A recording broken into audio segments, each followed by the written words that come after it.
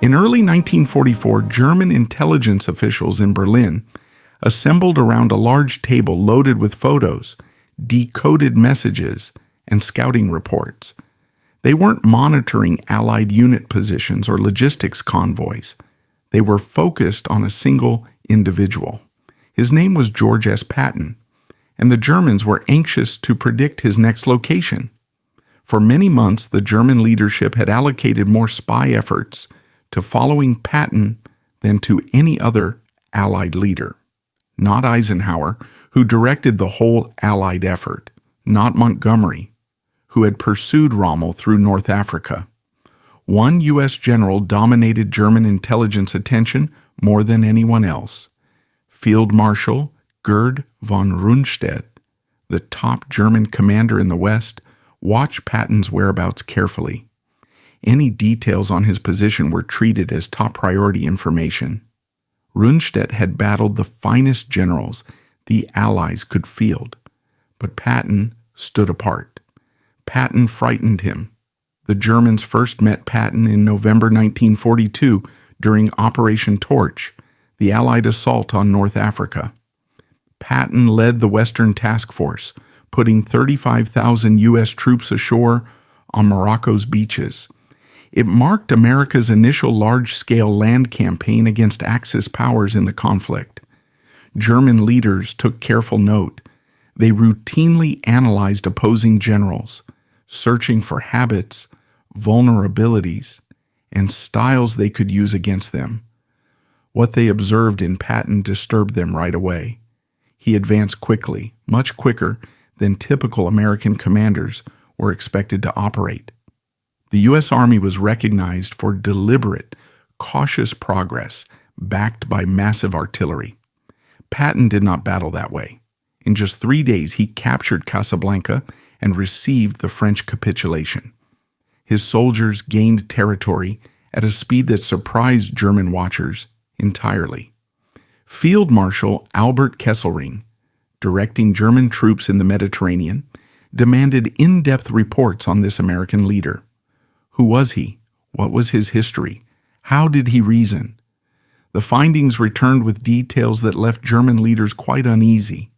Patton had dedicated his whole career to learning German armed strategies. He studied German warfare texts in their native tongue. He had toured World War I battle sites in France and traversed areas where German forces had almost achieved breakthroughs. He grasped German tactical concepts better than many German officers themselves. In February 1943, German troops under Rommel started an assault at Kasserine Pass in Tunisia. The strike broke through American defenses and caused novice U.S. soldiers to run in disorder. It represented the harshest loss American troops would endure throughout the war. The Germans observed curiously to see the American reaction. Would they withdraw? Would they change their leaders? Would they panic completely? The response came in early March.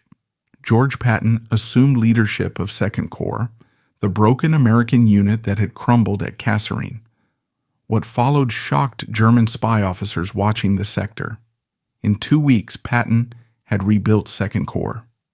The very troops who had escaped in fear were now launching assaults. Order was reestablished.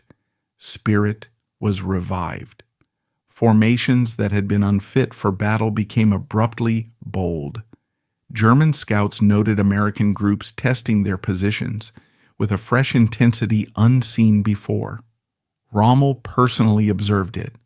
In his journal, he noted that American units had abruptly grown much more threatening.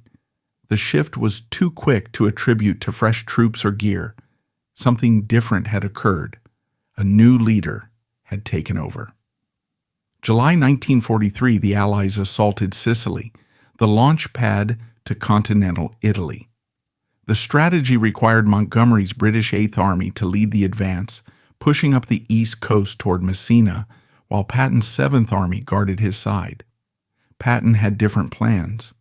He propelled his units across Sicily's western section at a rate that amazed all, even his subordinates.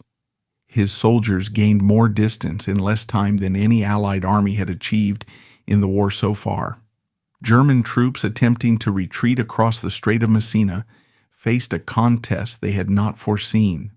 Patton pressed so fiercely that their withdrawal path was endangered. Formations that anticipated days for evacuation had only hours.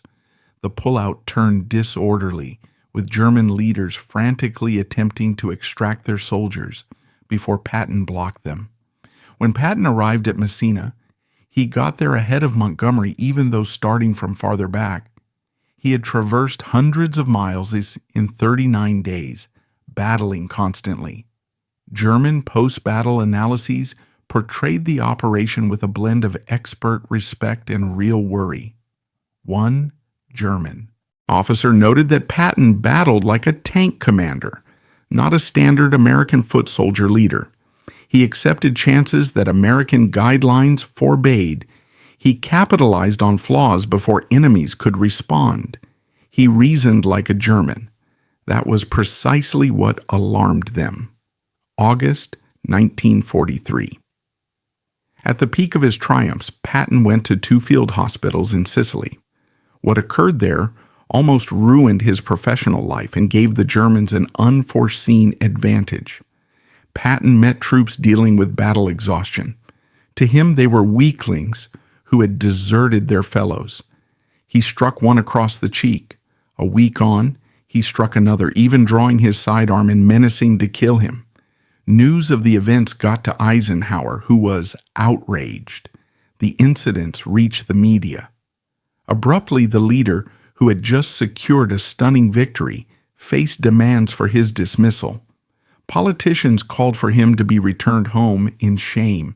Papers published pieces declaring him unsuitable for leadership.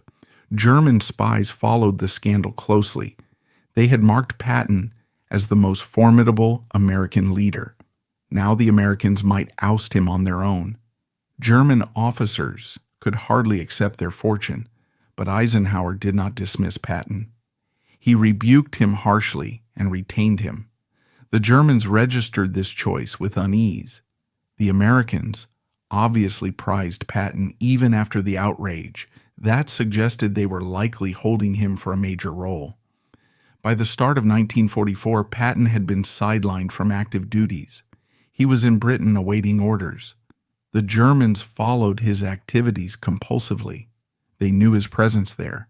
They knew he was not leading any units clearly set for the upcoming landing. So, what was his role? German spies decided that Patton had to be heading the primary assault group. It seemed logical. The Americans would not squander their top general on a minor effort. Whatever Patton directed would be the true assault. What the Germans ignored was that the 1st United States Army Group was fictitious.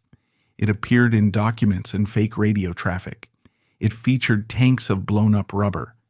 Its command structures were mere painted wood. Its huge landing army lived only in German minds. It was the war's most effective, misleading campaign, and it succeeded solely because the Germans thought that wherever Patton appeared, that spot would see the primary thrust. The German leaders grew certain that the 1st U.S. Army Group would strike at Pas-de-Calais, the briefest route over the Channel. They placed their finest backup forces there. They erected their toughest fortifications there. They awaited Patton there. June 6, 1944. Allied troops hit beaches in Normandy, 150 miles southwest of Pas-de-Calais. The assault Hitler had anticipated for years had come, but German leaders paused. Was this the genuine landing or a feint designed to pull their backups south before Patton hit at Calais with the Chief Army? Field Marshal Rundstedt urged to deploy the panzer backups right away to drive the Allies into the ocean, but the command did not arrive. Hitler and his advisors thought the Normandy assault could be a trick. The actual strike under Patton might arrive soon at Calais. For 6 vital weeks, German tank divisions stayed around Pas-de-Calais, expecting an assault that never materialized. The units that might have smashed the Normandy lodgment in its early fragile phase stayed immobile due to one individual. because the Germans could not imagine the Americans sidelining George Patton from the war's key fight. August 1st, 1944, Patton at last got an active assignment. He assumed command of the Third Army and joined the Normandy battles. The Germans had anticipated him. Now he had arrived and was set to confirm all their worries about him were valid. In August's opening 2 weeks, Third Army gained more terrain than any Allied army had in 2 months of combat. Patton's groups dashed through Brittany, then turned east for Paris. German formations that had maintained positions for weeks suddenly discovered Americans in their rear, severing their supplies, endangering their bases. The German control system in western France fell apart. Formations lost touch with their commands. Directives clashed. Leaders could not locate the line because Patton constantly shifted it. Field Marshal Günther von Kluge, who had succeeded Rundstedt as chief German leader in the West, dispatched ever more urgent messages to Berlin. The American Third Army seemed omnipresent. Whenever German troops attempted to form a defense, Patton had bypassed it. The circumstances were beyond management. By mid-August, Patton spotted a chance that might finish the French campaign in one move: German. Forces were withdrawing through a tight opening near Falaise. If Allied troops sealed that opening, they would encircle hundreds of thousands of German fighters. Patton drove north toward Falaise while Canadian and Polish troops advanced south. The encirclement closed. German formations trapped began to lose composure. Troops ditched their trucks and fled on foot. Leaders could not maintain order. The devastation was immense.